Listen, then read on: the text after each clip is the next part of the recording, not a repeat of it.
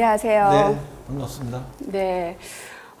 벌써 이렇게 마무리할 시점이 왔네요. 네. 이날이 안 올 줄 아셨죠?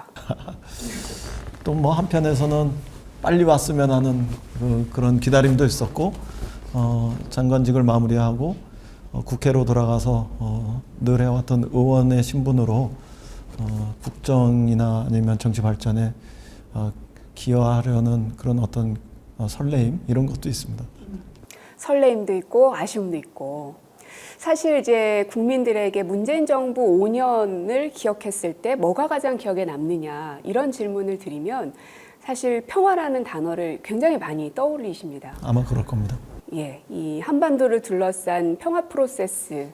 어떤 분들은 여기에 대해서 비판적인 평가도 하시지만 어떤 분들은 여기에 대해서 굉장히 후한 평가를 내리시기도 하고, 그래서 이제 주무부처 장관이셨던 이인영 장관님은 어떤 평가와 또 소회들을 갖고 있는지를 여쭤볼 텐데요.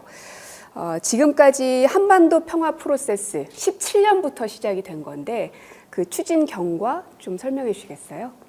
잘 아시다시피 2017년에 문재인 정부가 출발할 때 그 당시 정세는 특히 남북 간에 매우 험악한 정세였습니다. 북의 미사일과 핵실험이 연이어 있었고, 북에서 김정은 위원장이 내게 핵단추가 있다, 내 책상에 핵단추가 있다 이렇게 이야기하니까 트럼프 대통령은 당시에 내 책상에 더 큰 핵단추가 있다 이렇게 이야기하면서 말의 전쟁이 본격화되던 시점이거든요. 잘 아시다시피 우리가 말싸움 다음에는 몸싸움으로 가는 거 아니겠어요? 그렇죠. 그 전쟁 직전까지 가는 그런 그 긴장 정세 속에서 우리 문재인 대통령께서 2017년 7월 6일 베를린에서 이른바 베를린 구상 이런 걸 발표하시죠. 북의 체제 붕괴를 원하지 않고 또 우리는 흡수 통일을 추진할 의사가 없고 더더욱의 인위적인 통일을 추진하지 않겠다 이런 말씀을 하시면서 한반도 평화 프로세스는 본격화되기 시작했다고 생각합니다. 그해 11월, 12월 이렇게 들어가는 시점에서 기억하실지 모르겠습니다만 한미연합훈련 이런 것들 연기할 의사가 있다 이렇게 말씀을 하셨고, 그런 걸 통해서 한반도 평화 정세를 만들기 위한 본격적인 노력을 시작하셨는데, 마침 2018년 1월에 평창 동계올림픽을 앞두고 북에서 호응이 시작됐죠. 그렇게 해서 우리에게 기적처럼 평창올림픽이 평화의 올림픽으로 찾아왔고 평화의 봄은 시작되었습니다.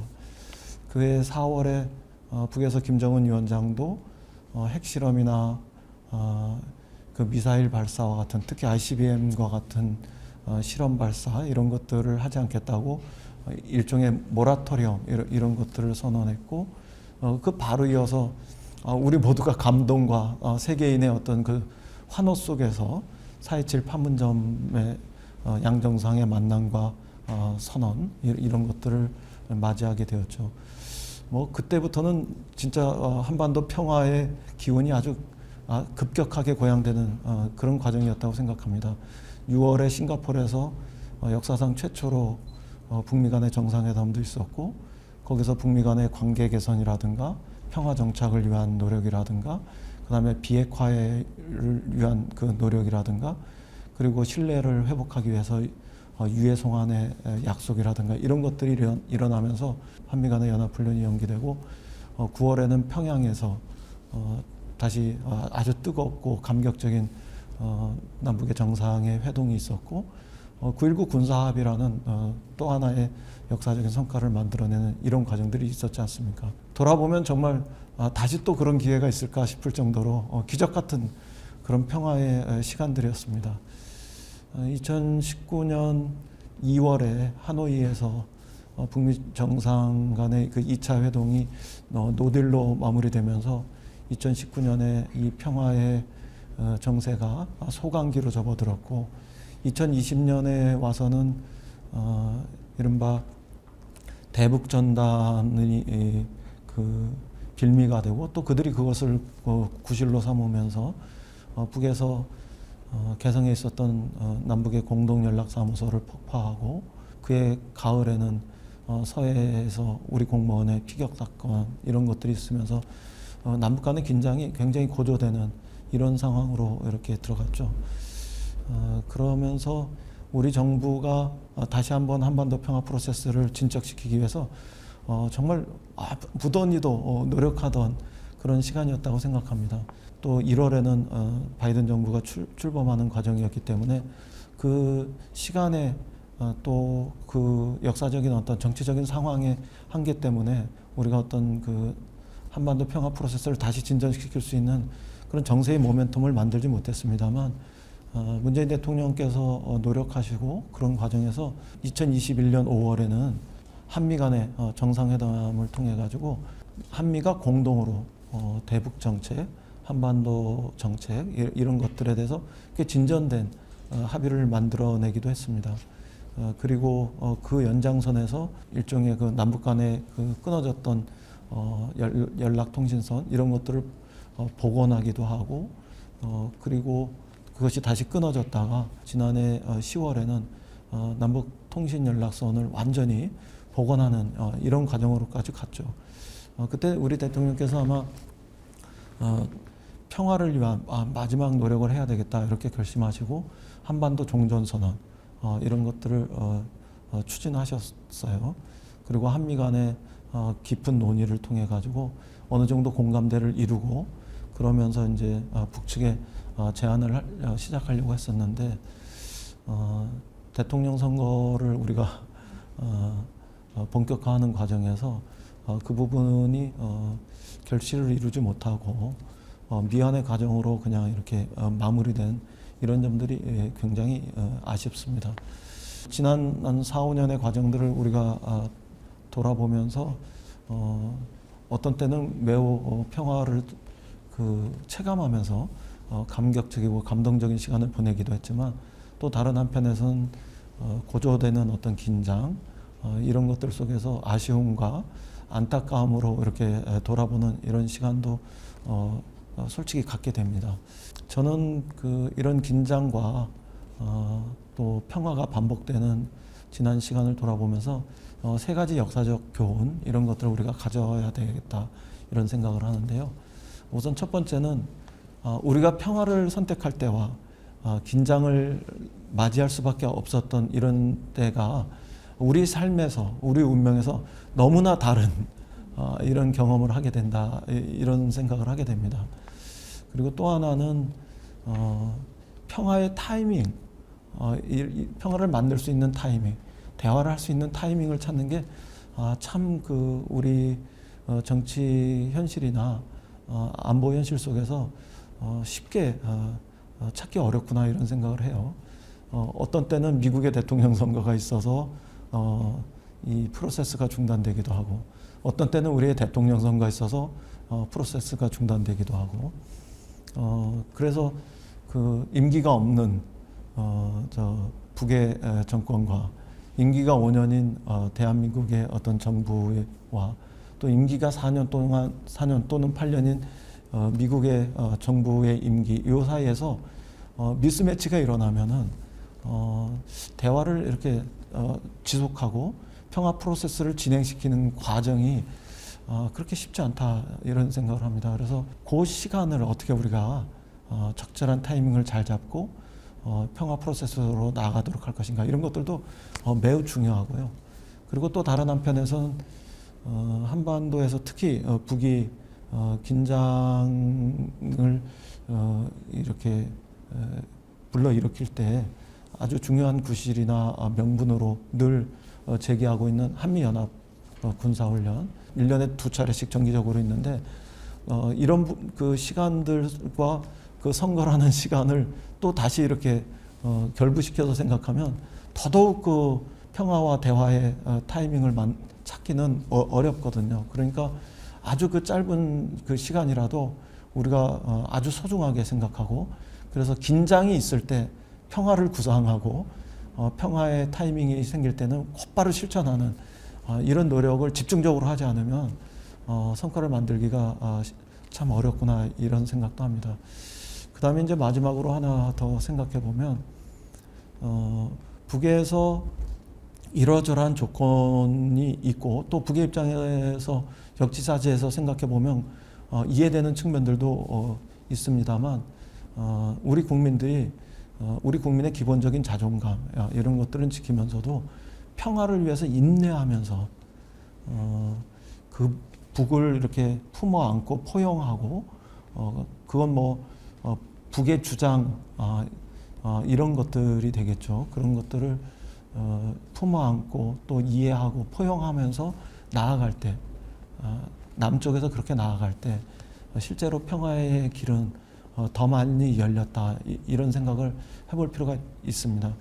뭐 기본적으로 우리 국민들이 모두 공감하는 비핵화 이런 원칙들은 포기하지 않되 또 때로는 군사적 긴장들이 조성되면 그거에 대해서는 단호하고 분명하게 임하되 우리 국민의 자존감을 기본적으로 가지면서도 평화를 위해서 대화를 위해서 최대한 인내하고 포용하는 이런 자세를 임할 때 북이 대화로 나오고 평화의 과정으로 나오고 한반도 전체의 정세의 안정성 또 평화로 가는 어떤 길 이런 것들은 더 많이 찾아졌었다 이런 점들을 우리가 생각하면서 앞으로 이렇게 한반도 평화 프로세스를 진짜시켜 나가는데 교훈으로 삼았으면 좋겠다 이렇게 말씀드릴 수 있겠습니다. 진짜 말씀하신 것처럼 이제 문재인 정부의 평화 프로세스라고 하면 강한 안보를 기반으로 했던 평화를 추구한 지난 5년이었던 것 같은데요. 장관님 말씀하신 것처럼 다사다난했던 5년입니다. 이렇게 극과 극을 이 짧은 5년 안에 우리가 다 경험한 게 맞나 하는 생각이 들 정도로 아주 앞으로 가보면 17년에는 정말 이 전쟁이 곧 날 수도 있다라는 정도의 긴장감이 아주 고조됐었는데 2018년에는 기적과 같이 평화의 봄이 한반도 전역에 쫙 흘러 넘쳤었거든요.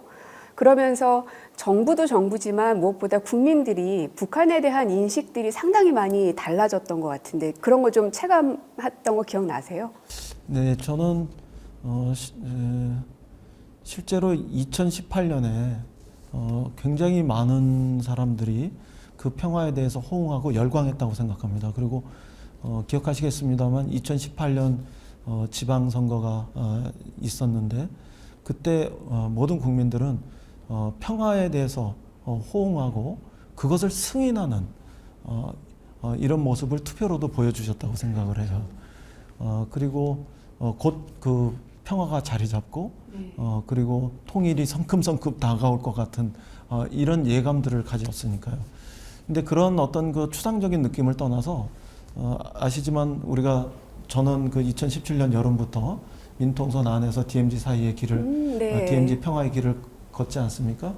그때 2017년에 그 민통선 안에 있는 정연이라는 마을에서 하룻밤을 잘 때는 밤새도록 양쪽에서 틀어놓은 그 확성기의 웅성거림 속에서 밤잠을 설쳤었어요. 예, 그때 그 안에서 살고 있는 민통선 그 안에 주민들의 삶이 하루하루가 얼마나 긴장과 또 그런 불안함의 연속이었을까 이런 생각을 처음 했습니다. 밤에 잠자는 아이들이 때로는 경련을 하면서 그 아이들의 그 동화 속 같은 그 꿈길이 확성기 소리와 함께 경련과 경기에 그 이렇게 갇혀 있었을까 이런 생각도 했는데요. 그런데 2018년에 제가 그 길을 다시 걷고 거기서 잠을 잘 때는 그 확성기 소리가 사라졌거든요. 그리고 주민들의 삶 속에 아주 작은 그 평화의 시작이었지만 실제로 일상 속에서의 평화가 찾아오고 새로운 기대 이런 것들이 올라오는 것을 저는 직접 확인할 수 있었으니까요. 뭐 그런 부분들이 저는 그 우리 국민들이 실제로 일상에서부터 평화를 느끼고 또 키워가는 그런 모습들이었다고 생각을 합니다. 맞습니다. 이 어떤 사안이든 아이들의 입을 통해서 구전되는 것은 모든 사람들이 다 알고 있는 내용이다. 서동요가 또 그런 것이기도 하고요.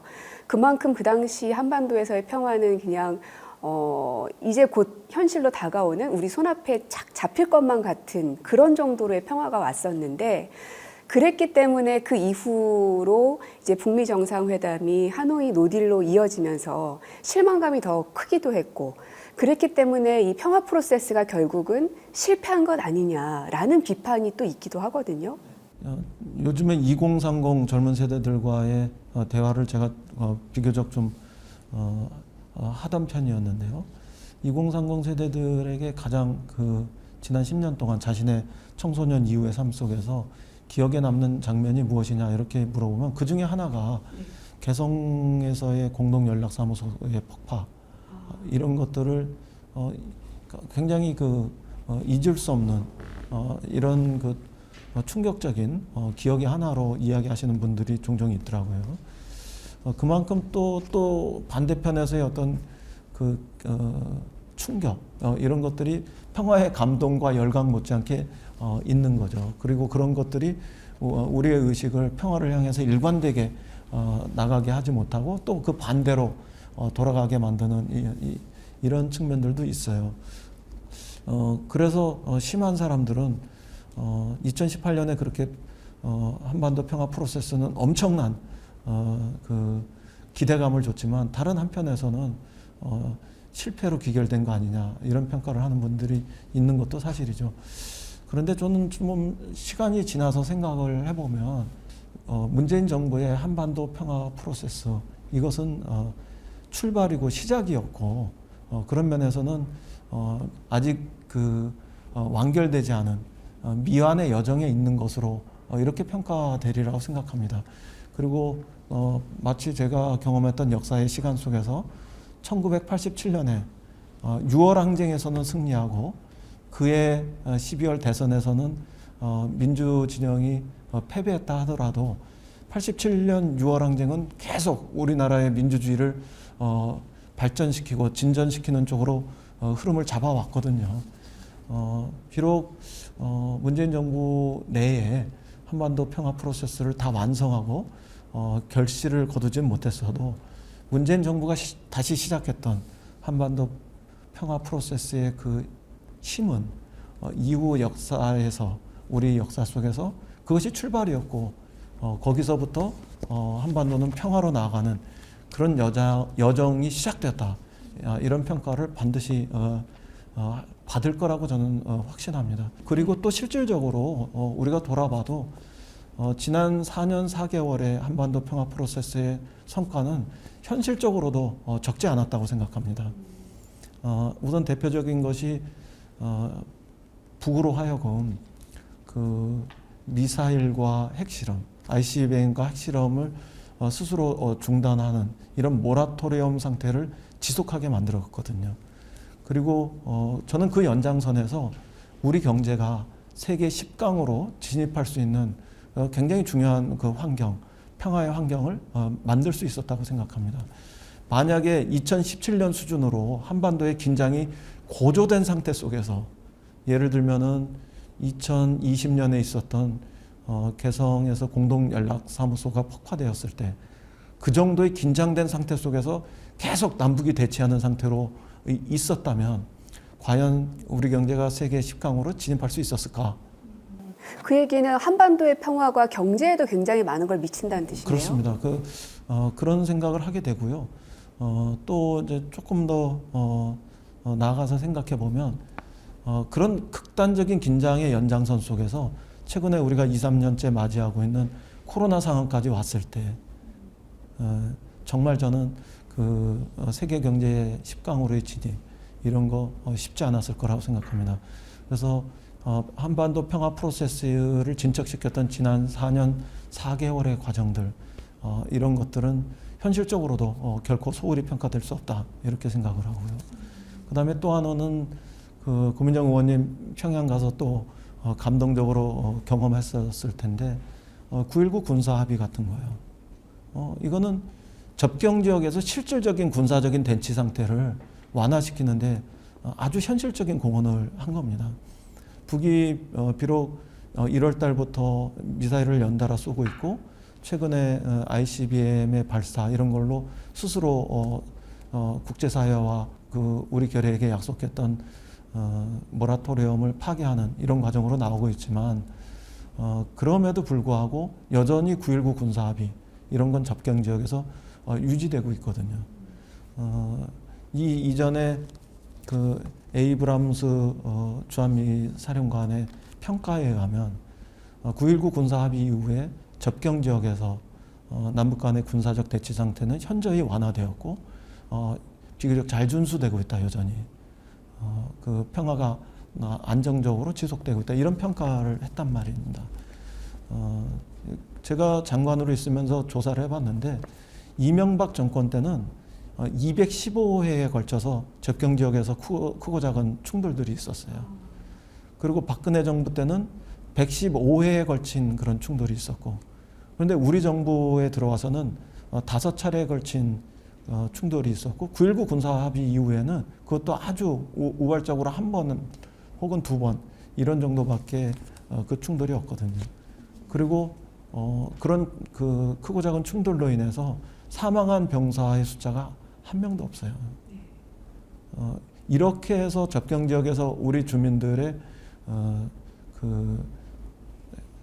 그 생명과 생활에 있어서의 안전함 이런 것들이 꼽히기 시작하고 새로운 기대 같은 것들이 또 생겼거든요. 그래서 그런 군사적인 그 효과 이런 거 못지않게 주민들의 삶 속에서도 효과가 있었던 거 이런 것들은 결코 소홀히 평가돼서는 안 될 문제라고 생각합니다.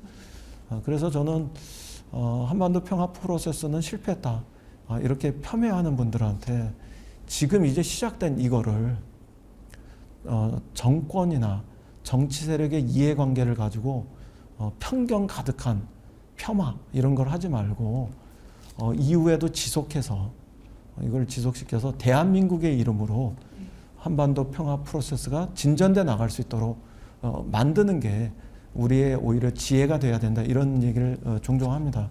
그래서 문재인 정부는 한반도 평화 프로세스를 시작했지만 그 윤석열 정부는 한반도 평화 프로세스를 본격 궤도에 진입시켰다.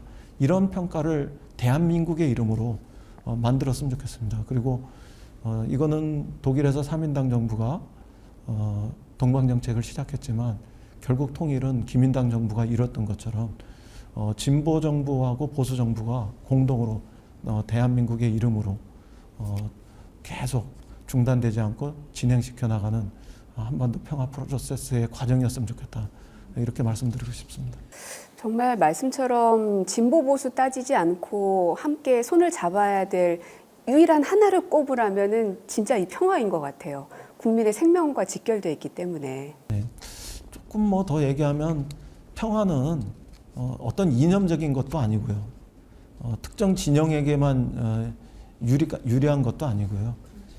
그리고 뭐 한 발 더 나아가서 생각한다면 지금은 진보 진영이나 진보 세력이 진보 정치 세력이 평화에 대해서 더 적극적이니까 진보 정치 세력의 그 전유물처럼 뭐 때로 보일지도 모릅니다만 사실은 보수 세력이 평화를 수용하고 그럴 때 우리나라의 보수가 새로워졌다. 낡은 보수가 아니라 정말 새로워진 보수다. 이런 평가를 받을 수도 있는 그런 영역이라고 생각합니다. 그래서 진보 보수 막론하고 일관되게 한반도 평화를 향해서 우리가 나아가는 이런 정도의 노력을 우리가 시작할 때가 되었다고 생각합니다. 적어도 대한민국의 국격, 세계에서 남부럽지 않은 민주주의의 품격을 가진 시민들의 성숙한 역량이 있는 지금의 시대에는 그렇게 해도 되는 거 아니냐 이렇게 말씀드리고 싶습니다. 그런데 이제 그러한 노력들을 지난 5년 안에 했더라면 얼마나 좋았을까. 이제 가장 아쉬운 거는 왜 하필 코로나가 2020년부터 시작이 됐을까. 우리가 어떻게 막을 수는 없는 것이긴 하지만 만약에 그게 없었더라면 지금 말씀하셨던 문재인 정부가 처음 출발을 했던 평화 프로세스를 어느 정도는 더 가동시키고 어느 정도 그 기반 위에 올려놓을 수 있었을 텐데 라는 좀 아쉬움이 너무 많이 들어요. 그러다 보니 이 평화 프로세스에 대한 비판도 많고 결국은 실패한 정책이다라는 말도 있고 또 한계점에 대한 지적사항들도 또 있을 수 있고요. 직접 또 가장 어려울 때 남북 관계가 한참 좋았다가 한참 어려울 때 장관을 하셨거든요. 직접 겪으시면서 이 평화 프로세스의 한계점은 내가 보기엔 이거였던 것 같다. 이게 좀 있으세요? 저는 두 가지가 있었다고 생각하는데요. 우선 하나는 어쨌든 하노이에서 노딜, 이것이 직접적으로는 북에게 아쉬움과 실망감 이런 것들을 많이 준 것 같습니다. 그리고 또 하나는 2020년 1월부터 시작되었던 코로나 팬데믹, 이게 또 다른 차원에서 북이 국경 봉쇄로 방역 대책을 수립하는 과정에서 대화의 기회를 또 장애로 되었던 뭐 이런 측면들이 있습니다. 그렇죠. 그때는 북한뿐만 아니라 모든 정부들이 봉쇄 정책을 폈던 때이기도 했기 때문에 그게 더 북한 사회는 가중될 수밖에 없었겠죠. 그 하노이에서 북미 간의 노딜로 끝난 게 저도 굉장히 안타까웠고 아쉬웠던 사람인데요. 북에서 영변을 내놓고 미국에게 이렇게 비핵화로 가는 어떤 협상의 첫 출발을 하고 싶었을 때 미국에서는 그 말하자면 제재를 완화하려면은 영변 플러스 알파를 내놓아야 된다, 이런 부분들이 있었고 그 과정 속에서 서로의 어떤 이해가 일치하지 않음으로 인해서 노딜로 간 것이 구체적으로는 정말 이렇게 안타깝고 그랬습니다. 다시 그 만들기 어려운 기회가 이렇게 흘러가는 것 같은, 개인적으로는 굉장히 속상했던 시기이기도 합니다. 그거는 딜의 내용, 협상의 내용에 있어서 서로 일치하지 않았다는 걸 넘어서 조금 더 이렇게 근본적으로 우리가 성찰한다면 남북 관계는 남북 관계대로 진척시키고 또 북미 관계는 북미 관계대로 진척시키고 또 한미 동맹에 입각해서 한미 관계는 한미 관계대로 신뢰를 계속 이어가면서 이것을 남북미가 한 줄로 연결돼 가지고 순서를 정할 게 아니라 세 가지가 각기 돌아가면서 어느 하나가 풀릴 때 나머지 다른 하나에도 긍정적인 영향을 주는 관계로 생각하면서 그 당시에 우리가 남북 관계, 북미 관계, 한미 관계를 발전시키는 접근 전략을 했더라면 어땠을까, 이런 생각도 좀 해보곤 합니다. 그러나 다시 돌아와서 북미 관계가 그 하노이에서 노딜로 끝났을 때 사실은 이미 그 전에 싱가포르에서 북미 관계를 개선하고 평화의 길로 나가기로 하고 그리고 비핵화의 길로 나가기로 하고 서로 신뢰 조치로서 유해 상황의 뭐 이런 과정에 대해서 공동으로 임하기로 했었기 때문에 잘하면 비핵화의 해법 이런 것들을 찾을 수도 있을 것이라는 그 기대감을 가지고 근접했던 이런 방안들이 있지 않습니까?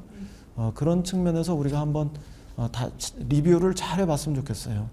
그래서 경우에 따라서는 하노이에서 있었던 그 영변 플러스 알파와 그 다음에 제재 마이너스 오메가 이런 것들을 서로가 좀 열어놓고 다시 그 협상을 하면서 대화를 하면서 비핵화의 어떤 그 해법, 그래서 예를 들면 단계적으로 또 동시적인 상응 조치를 취하면서 실제로 비핵화의 해법을 찾는 이런 그 과정에 대해서도 다시 나가봤으면 좋겠다, 이런 마음을 가지고 장관직에 임했었습니다. 그런데 그런 구체적인 어떤 접점을 찾는 그런 역할을 해내는 데까지는 갈 수가 없었고요. 그 점이 매우 아쉽습니다. 그리고 코로나 팬데믹이 저에게는 엎친 데 덮친 격으로 또 와서 북이 모든 국경을 봉쇄하면서 정말 국가의 명운을 건 방역 정책들을 실시하고 있었기 때문에 전혀 대화를 하거나 만날 수 있는 그런 기회를 만나지 못했는데요. 만약에 북이 남과 미에 대한 섭섭함이나 아쉬움 때문에 일체의 대화에 응하지 않았다면 중국하고는 국경을 봉쇄할 이유가 없었잖아요. 그런데 중국하고도 국경을 봉쇄하면서까지 코로나 대책을 실시했던 걸 보면 북에서 어떤 수준에서 그 국경을 봉쇄하면서 코로나 대책을 실시했는지 이런 걸 우리가 이해할 수 있어야 한다고 생각합니다. 그래서 코로나 상황이 완화될 때까지, 팬데믹 상황이 호전될 때까지 기다리는 이런 과정이었는데 이제 겨우 임기가 끝날 때쯤 되니까 이제 좀 엔데믹 얘기가 나오죠. 네, 네. 그 팬데믹 상황이 좀 완화되는 과정으로 가고 이 팬데믹 상황이 완전히 완화되고 해소되는 상황으로까지 가지 않으면 여전히 당분간 북은 이렇게 대화로 또 협상으로 나오기가 쉽지 않은 이런 상황인 걸 생각하면 좀 아쉽죠. 그래서 저희 정부는 이렇게 우리가 면대면으로 만날 수 없다면 화상으로라도 만나자. 그래서 영상회담 시스템을 우리가 먼저 구축해 놓고 북쪽에도 그런 것으로 제안을 했죠. 근데 아직 제 임기 중에 영상회담 시스템은 구축하고 시범적인 어떤 가동이라도 할 수 있을까 그런 기대를 했는데 그 점조차도 마무리하지 못한 게 아쉽습니다. 그래서 제가 어떤 인터뷰에서도 얘기했습니다만 우리 문재인 대통령께서 퇴임을 앞두고 면대면으로 만날 수 없다면 화상으로라도 만나서 서로 마무리하는 인사를 나눴으면 좋겠는데 그 과정까지도 미처 이루지 못하고 친서 교환으로 서로 마무리 인사를 하실 수밖에 없게 된 이런 상황이 저도 조금 주무장관으로서 조금 죄송하고 아쉽고 안타깝고 그랬습니다. 사실 이제 하노이 노딜 이후에는 국민들은 이렇게 막혀 있을 때 식량이라든지 아니면 이제 코로나 이후에는 방역 물품이라든지 뭐 이런 거로라도 북한에게 노크를 했어야 되는 거 아니냐 이런 이야기들도 하시거든요. 저는 우리 국민들께서 당연히 그런 말씀하실 수 있다고 생각합니다. 그런데 북에서 그런 그 인도주의적인 어떤 그 협력의 과정 속에서 그 사용될 수 있는 그런 어떤 물자들 이런 것조차도 100만 분의 1의 가능성이라도 그걸 통해서 코로나가 전염될 수 있는 이런 것에 대해서 극도로 예민하게 경계하고 그랬던 점들에 대해서 우리가 좀 이해할 필요도 있다고 생각합니다. 그래서 중국의 국경을 완전히 봉쇄했던 걸 보시고 우리에게만 그런 게 아니구나라고 판단을 하셨던 거군요. 네, 그렇습니다. 그리고 실제로 어떤 경우라도 북쪽에서 그런 인도주의 협력에 대해서 받을 의향이 있고 의사가 있으면 저는 주저하지 않고 통일부 장관으로서 상당한 정도의 인도주의 협력을 할 생각이었습니다. 쌀이든 비료든 방역 물품과 물자를 중심으로 한 특히 코로나 방역 과정에서의 어떤 그런 협력 이런 것들 이런 부분들은 정말 주저하지 않고 과감하게 할 생각이었습니다. 그런데 일부 언론이나 일부 정치인들이 저에게 퍼주기 마왕처럼 이렇게 프레임을 씌우기도 했습니다만 아주 적은 한 1-20억도 안 되는 이런 정도에서 그런 협력이 그칠 수밖에 없었던 이런 점들은 매우 아쉽습니다. 그리고 그러면 만약에 장관님께서 2018년 한창 남북 관계가 괜찮았을 때 장관직을 하셨더라면 방금 말씀하셨던 이런 협력들을 훨씬 더 적극적으로 해보고 싶으셨겠어요. 그렇습니다. 남북 관계에서 비핵화, 평화 그리고 제재 이런 것들을 하나의 패키지로 묶어가지고 비핵화 협상의 돌파구를 만드는 거 이런 것들은 주무장관으로서 당연히 대통령님을 뒷받침해서 해야 할 일이라고 생각하면서도 다른 한편에서는 인도주의 협력이나 작은 교역과 같은 비제재 분야에서 인도주의 협력과 작은 교역의 영역들은 정말 끊이지 않고 어떤 상황에서도 정치, 군사, 안보적인 고려 없이 진행시키고 싶었습니다. 남북관계가 그런데 영향을 받지 않고 인도주의 협력이나 작은 교역과 같은 것들이 지속된다는 것은 또 새로운 단계로 진입하는 거거든요. 남북관계가. 그래서 그런 일들은 확실하게 하려고 했었고 그에 더해서 이른바 남북 간의 3대 공동의 사업이라고 평가되었다가 중단된 거, 금강산, 또 개성, 그리고 뭐 철도, 도로 이런 문제들에 대해서는 어떤 그 대안을 가지고 성과를 만들려고 했습니다. 금강산 관광 같은 경우는 벌크 캐시, 집단 관광 뭐 이런 부분들이 문제가 된다면 개발 관광의 형태로 전환해서 이거는 제재와는 전혀 무관한 영역이기 때문에 한다 이렇게 해서 곧바로 진척시키려고 했었고, 개성공단 같은 경우에 제재의 문제들이 좀 남아 있으면 물자나 물품에서 제재 영역들이 남아 있다면 비제재 영역에서 그 작은 교역 같은 경우는 확실히 진척시켜 볼 수 있다고 생각을 했고, 또 경우에 따라서는 우리 국민과 국제사회에 일정한 공감대가 있다면 민생 분야에서부터 먼저 제재를 완화하면서 개성공단을 다시 가동하는 이런 그 해법을 추구하고 싶었고, 아마 그런 과정으로 나아가면서 우리가 비핵화에 대한 북에 상응하는 그런 그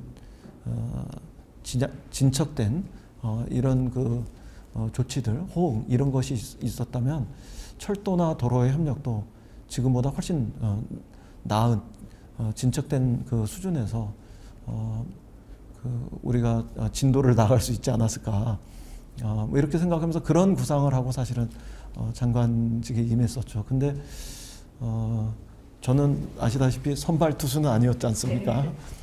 어떻게 보면 한 두 번째 중간, 야구로 표현하면 중간 개투 그런 투수로서의 역할 뭐 이런 것이었는데, 지금은 뭐 마무리 투수까지 제가 지금 다 했습니다만 선발 투수를 하신 분들의 당시의 어떤 정세적 정책적 판단 이런 것들을 옆에서 훈수 두는 사람처럼 편하게 이렇게 폄하하고 그럴 일은 아니라고 생각합니다. 왜냐하면 그 시점에 적어도 북미 간의 관계가 개선될 수 있는 가능성도 실제로 좀 있었고, 그리고 북미 관계를 풀어서 남북 관계를 더 크고 더 넓고 더 깊게 진척시킬 수 있는 환경을 만들고자 우리 정부가 역량을 집중했던 거, 그것도 틀린 것은 아니었다고 생각합니다. 그 당시에 정책 결정자들, 정책 추진자들에 대해서 쉽게 그 비판할 일은 아니라고 생각합니다. 그럼에도 불구하고 작은 그 아쉬움 같은 것들을 예로 든다면 북에서 신종 그 독감 뭐 이런 것들이 퍼졌을 때 우리가 타미플루 같은 걸 협력하기로 했을 때 그 운송 수단의 문제가 돼서 시간이 걸려가지고 결국은 협력하지 못하면서 중단됐던 이런 상황은 저는 오지 않게 했었을 것 같습니다. 뭐 그 싣고 가는 트럭에 문제가 있다면 개나리 보찜을 지고서라도 전달하면서 어떤 난관이 있어도 우리가 서로 협력하고 서로 이렇게 교류하고 이런 길을 내고자 하는 그런 의지, 이런 것들은 분명히 실천하려고 했을 것 같습니다. 이렇게 강한 의지를 보이시는 이유는 아마 그 어떤 사람보다도 한반도 안에서의 이 통일 운동에 있어서 아주 예전부터 계속 고민해 오셨기 때문에 이런 아이디어도 많고 아쉬움도 많고 더 많이 하고 싶은데 하는 욕심도 생기고 그러실 것 같은데요. 하지만 현실은 이제 마무리 투수일 수밖에 없고, 근데 국민 입장에서는 정권이 바뀌고는 그거는 정치권의 일이고, 국민 입장에선 한반도의 평화는 여전히 유지되어야 하는데 과연 윤석열 정부가 그 평화를 잘 만들어갈 수 있을까라고 이제 궁금점을 갖고 계신 분들도 많거든요. 그래서 다음 정부는 이 한반도 평화만큼은 이렇게 했으면 좋겠다라는 당부 말씀 좀 있으실까요? 저는 윤석열 정부가 많은 사람들이 보수 정부이기 때문에 남북 관계를 강경책으로 풀 거다 이렇게 그 생각하고 있다고 봅니다. 뭐 또 그렇게 예상하는 게 전혀 근거 없는 일도 아닙니다.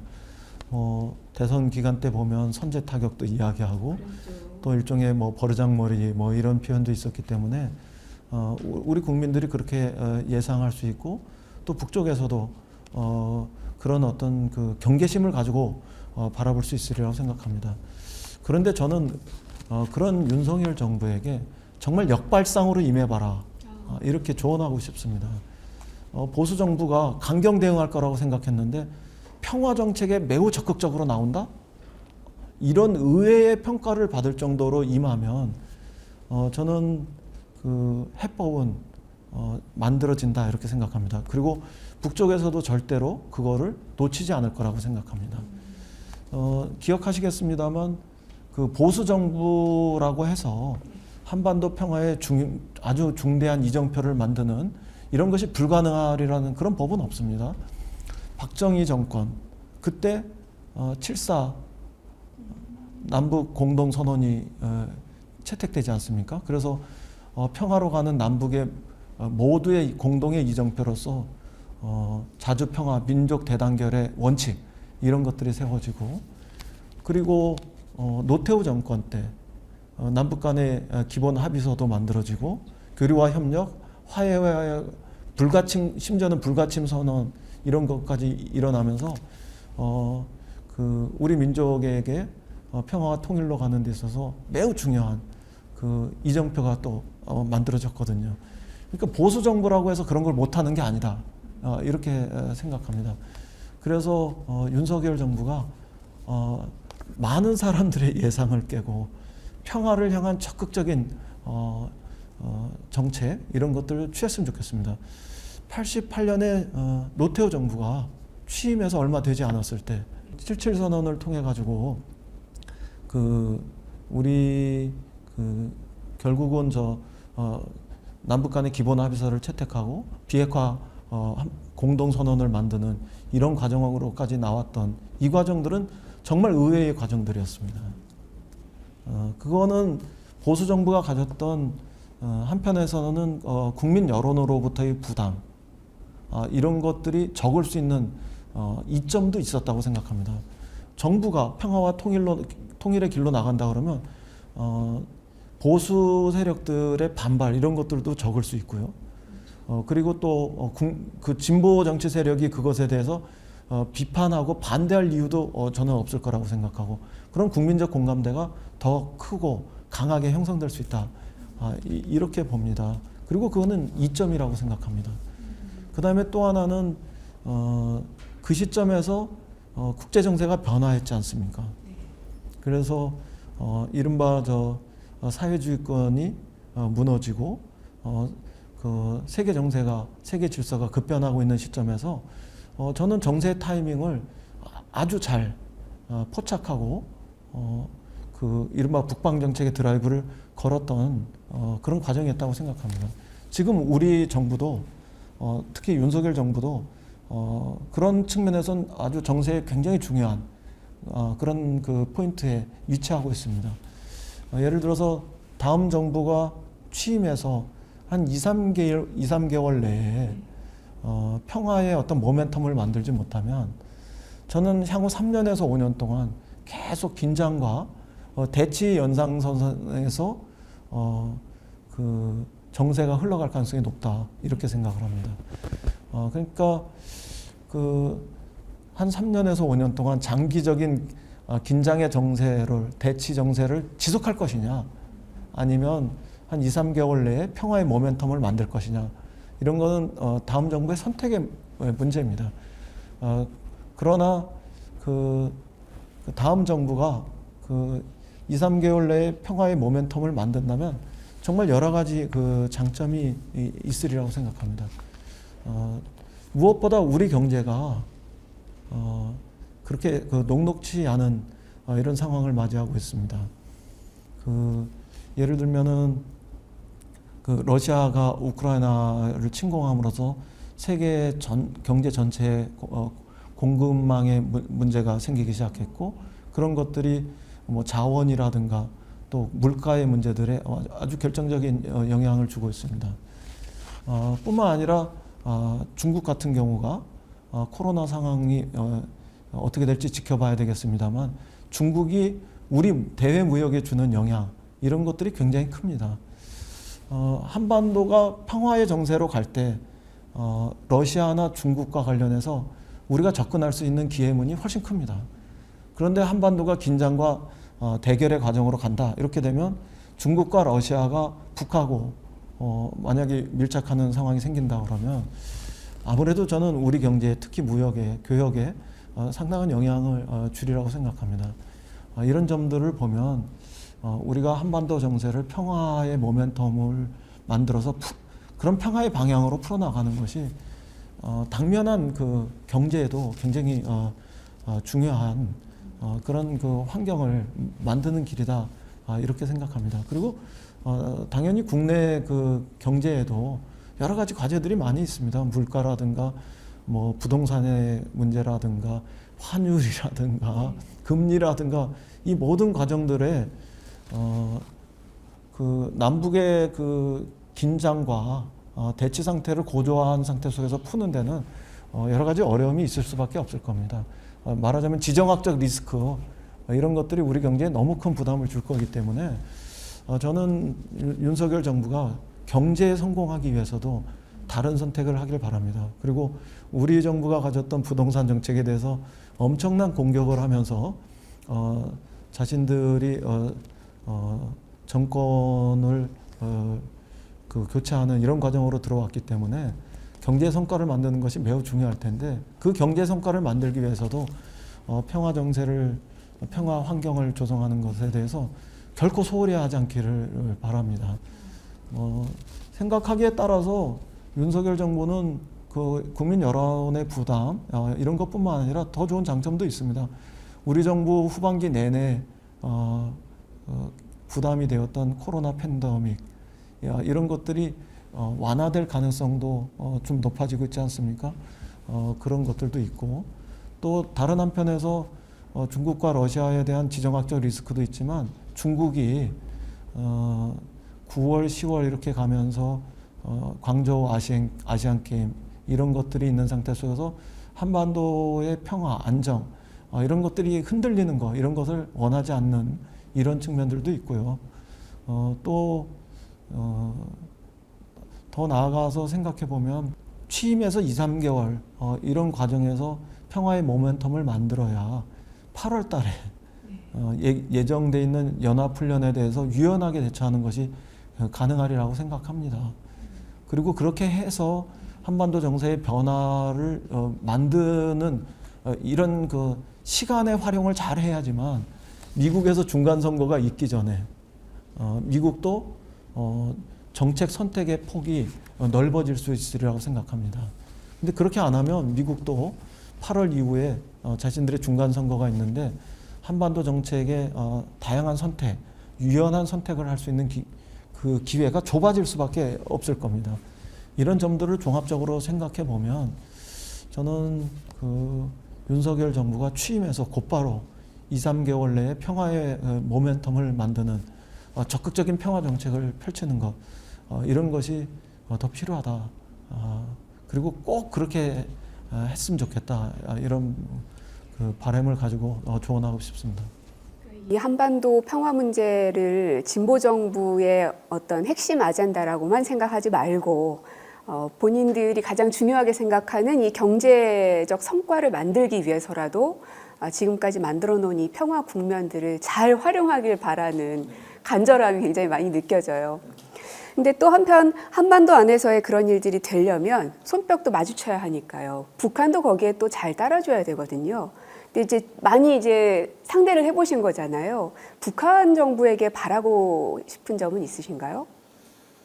북쪽의 정권도 저는 보수 정부이니까 강경과 대결을 통해 가지고 기선을 제압하겠다.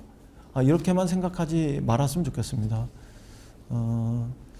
보수 정부이건 진보 정부이건 대한민국의 정부이고 그 대한민국의 정부라면은 그 보수 정부이건 진보 정부이건 남북 간에 뗄래야 뗄 수 없는 대화와 또 협상의 파트너일 수밖에 없습니다.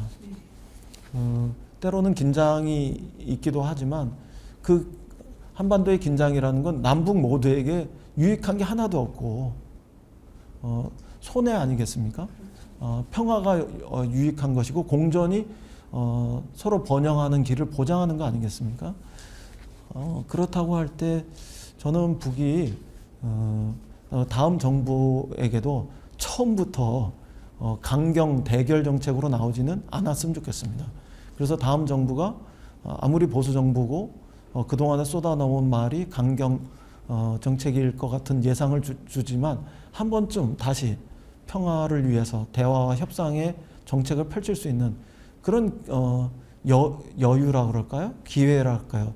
이런 것들을 주었으면 좋겠습니다. 그리고 경우에 따라서는 북이 더 대담하게 그 새로운 정부에게 대화나 협상을 제안해 보는 것도 괜찮으리라고 생각합니다. 전두환 정부가요, 1983년에 이쪽에서 수해가 났을 때 북쪽에서 수해 지원 물품을 보내겠다 그럴 때 그걸 받지 않습니까? 그러니까 그런 우리 남북의 역사 속에서는 그런 상호 긍정적인 과정들, 역사적인 사건들도 있었던 거니까요. 그런 측면에서 북도 한번 열린 마음으로 유연하게 생각해 보길 바랍니다. 그리고 북은 젊은 지도자의 새로운 시대들이 있고 그 시대 속에서 하노이에서의 아픔, 서운함, 혹은 아쉬움 이런 것들을 딛고 다시 새롭게 출발할 수 있는 그런 시간의 기회들이 여전히 많이 있다, 이렇게 생각을 합니다. 저도 하노이 때의 상황이 아쉽지만 우리가 거기에서 이렇게 멈춰서 있는 것보다는 다시 평화를 향해서 대범하게 또 담대하게 새로운 출발을 할 수 있는 그런 길로 그쪽에서 잘 쓰는 표현대로 통 크게 나왔으면 좋겠다, 이런 제안을 해보고 싶습니다. 그렇게 한다면 저는 남쪽에서도 그 대화를 거절할 이유는 없지 않을까, 이런 생각을 합니다. 그 어떤 통 큰 결단들을 하려면 북한이라는 폐쇄적인 국가 입장에서는 결국은 한 번쯤은 경험해봤고 한 번 부딪혀봤던 사람에 대한 신뢰가 당연히 있을 수밖에 없지 않아요. 그렇기 때문에 문재인 대통령에 대한 기대감도 있고 또 문재인 정부에서 이 통일 정책을 폈던 기존에 있는 장관님을 포함해서 이런 분들이 그 가교 역할들을 해야 되는 것 아닌가 하는 생각도 드는데요. 네, 저는 이제 국회로 돌아갈 시간이 가까이 왔습니다. 여기서 장관하면서 조금 느낀 어떤 소회 같은 게 있다면 장관 1, 2년의 시간, 대통령 5년 단임제의 시간, 이것만으로 남북관계의 새로운 정책을 시작하고 결실을 맺는다, 이런 것들이 매우 어렵구나, 이런 생각을 합니다. 앞에 잠깐 말씀드렸습니다만 북은 어떤 의미에서는 임기가 없는 이런 그 정권의 연속이고 남쪽은 5년이라는 이런 그 단임제 대통령의 시간이고 미국도 4년 혹은 8년에 이런 그 중임제 대통령의 이런 시간들이 있는 상태 속에서 이것이 서로 시간의 미스매치가 이루어지면은 정말 짧은 시간 동안에 어떤 그 평화의 출발을 하고 과정을 거쳐서 결실을 맺는다는 게 쉽지 않구나, 이런 생각을 하게 되었습니다. 이 시간의 그 어려움, 이것을 뭘로 메울 수 있을까? 이런 생각을 정말 깊게 했는데요. 첫 번째는 누가 뭐라 그래도 정권이 변해도 일관되게 지속되는 평화의 정책이 있어야 한다, 이런 생각이었습니다.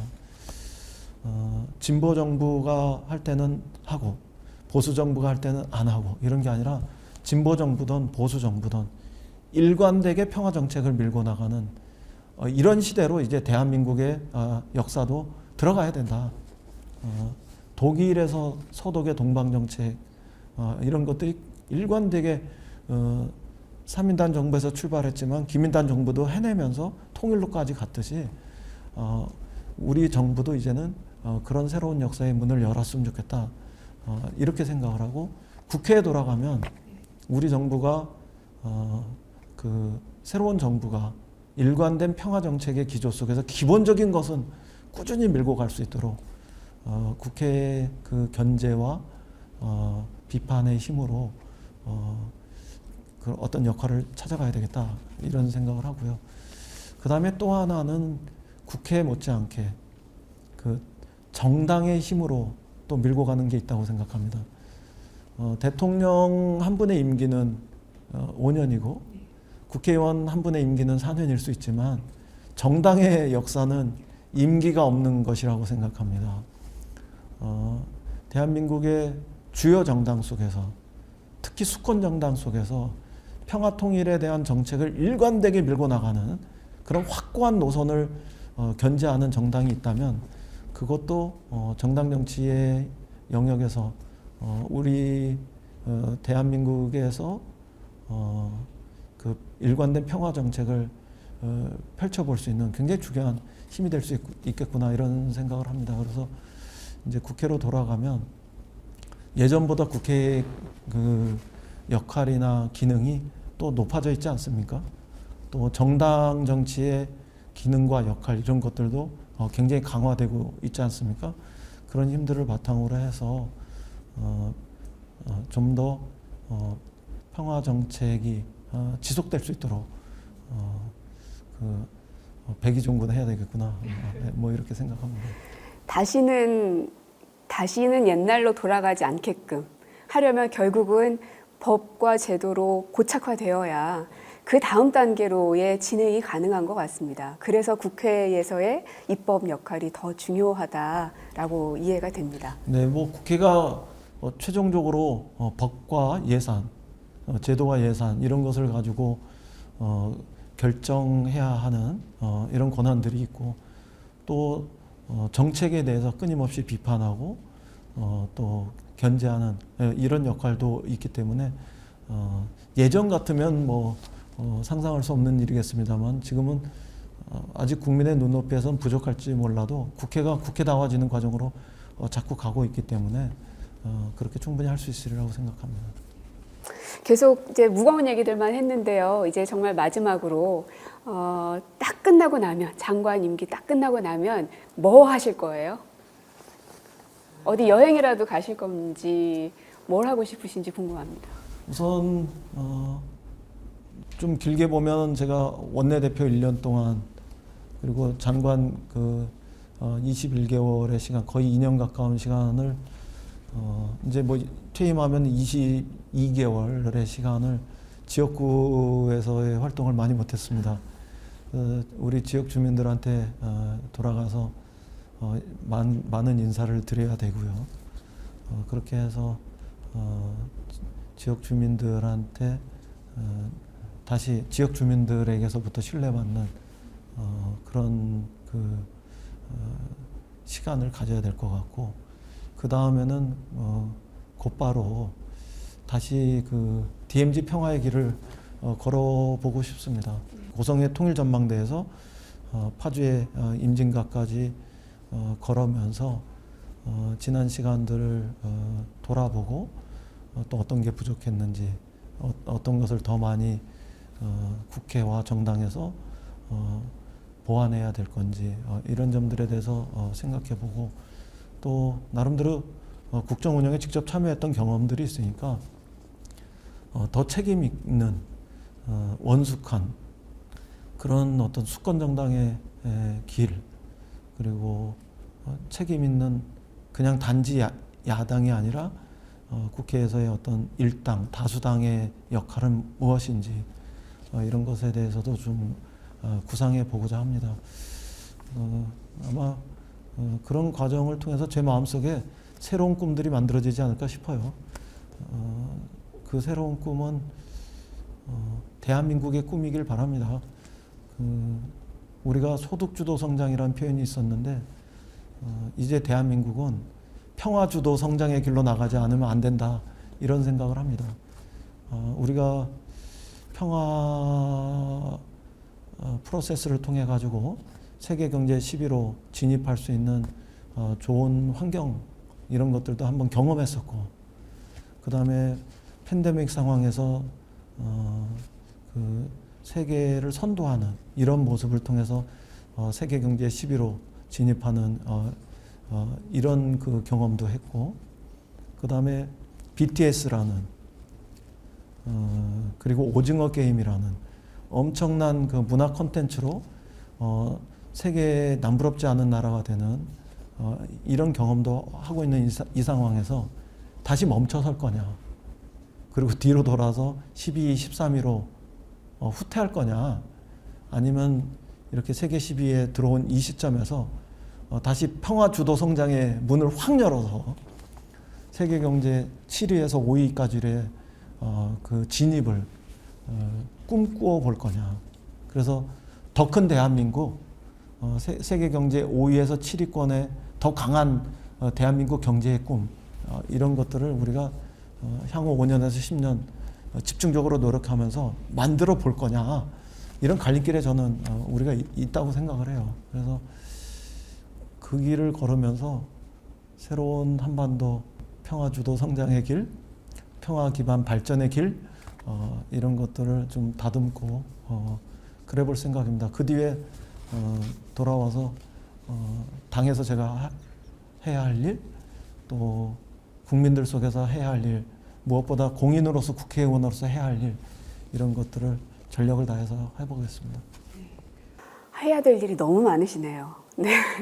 앞으로도 말씀하신 것처럼 이 평화 주도 성장, 평주성을 손에 잡히는 평화로 꼭 만들어 주십사 부탁드리고 싶습니다. 네, 요즘에 전문가들이 네. 우리가 재표현으로 평화 주도 성장의 길로 들어가면 얼마나 경제적인 그 효과가 있을까, 이런 것에 대해서 분석을 하기 시작했는데요. 대개 0.5%에서 1% 정도 추가 성장의 가능성들을 이야기하고, 약 13만 개 정도의 일자리를 5년에 걸쳐서 만들 수 있다, 이런 예측을 하는 이런 분석들이 등장하기 시작합니다. 특히 이제 우리 문재인 정부로 놓고 보면은 지난 5년 동안에 130만 개가 조금 안 되는 일자리를 증가하는 이런 성과를 만들었는데요. 그걸로 놓고 보면은 그 1년에 뭐 한 25만 개 정도의 일자리를 추가로 만드는 나라거든요. 그런데 그 5년 동안 13만 개 일자리를 만들 수 있다면 1년에 한 2만 5천 개 정도의 일자리를 추가로 만들 수 있는 거잖아요. 그러면 25만 개에서 추가로 2만 5천 개 일자리를 더 만든다는 거는 10%의 일자리를 더 만드는 이런 효과가 생기는 거고, 지금 2% 안팎의 성장률, 저성장의 시대로 접어드는 우리들이 그 한 1%, 0.5% 이런 그 추가 성장의 기회를 만든다면 3% 안팎의 중성장의 낮은 상태로 재진입할 수 있는, 중성장 궤도로 재진입할 수 있는 이런 기회의 문을 우리가 다시 여는 것이기 때문에 결코 소홀히 평가할 문제는 아니라고 생각합니다. 아마 세계 경제 10강의 나라 중에서 우리만이 가질 수 있는 유일한 기회일 거라고 생각합니다. 이런 점들을 우리가 그냥 이렇게 너무 이렇게 소홀히 평가해서 이 북하고 경제 협력이나 공정 번영의 길을 모색하는 것이 이념의 잣대로 폄하되지 않았으면 좋겠고, 또 당위적인 문제로만 보이지 않길 바랍니다. 우리 젊은이들에게도 새로운 일자리와 또 그 추가 성장을 통한 새로운 그 기회에 더 많은 기회의 어떤 그 공간, 이런 것들로 다가올 수 있다고 생각합니다. 그래서 평화는 말 그대로 이제는 평화가 밥이고, 평화가 경제고, 평화가 성장이고, 평화가 더 많은 기회의 무대다, 이런 점들을 우리가 함께 생각해 봤으면 좋겠습니다. 네, 쭉 말씀 들으니까 전 좀 기시감이 드는데, 일 많이 하시는 대통령님 모셨을 때 어떤 이 엄청난 일을 내가 해야 되는구나, 그 느낌이 이제 국회로 돌아오시면 엄청나게 많은 일을 또다시 시작해야 되는구나 하는 생각도 듭니다. 근데 이제 저희가 일을 많이 할수록 국민들이 더 편해지는 것이니까요. 그 길에 저도 늘 함께 하도록 하겠습니다. 그동안 수고 정말 많으셨습니다. 고맙습니다. 우리 국민들과 함께 행복해지는 평화의 길, 네. 또 평화의 꿈, 또 통일의 길, 통일의 꿈 함께 나누었으면 좋겠습니다. 오늘 고맙습니다. 네, 고맙습니다.